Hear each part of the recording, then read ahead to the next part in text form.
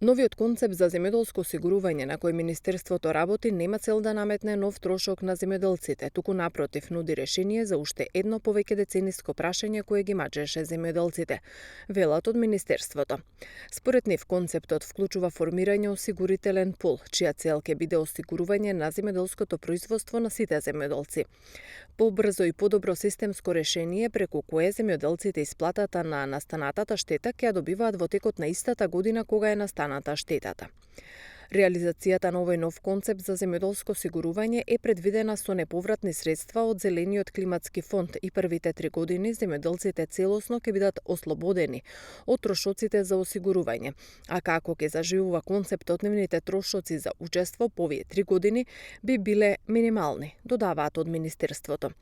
Висината на полисите ќе се утврдува и ќе утврдува државата и тие ќе бидат драстично пониски со многу поголем опфат на ризици од досегашните полиси.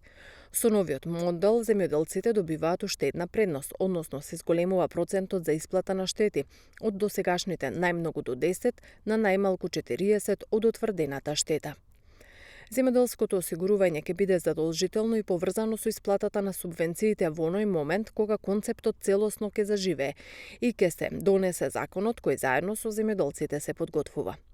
Изминатиот период Министерството за земјоделство започна со реализација на повеќе мерки за заштита на земјоделските површини од природни непогоди. Системот за авионско засејување на градоносни облаци помага во намалување на штетите предизвикани од град и досега даде одлични резултати, велат од Министерството.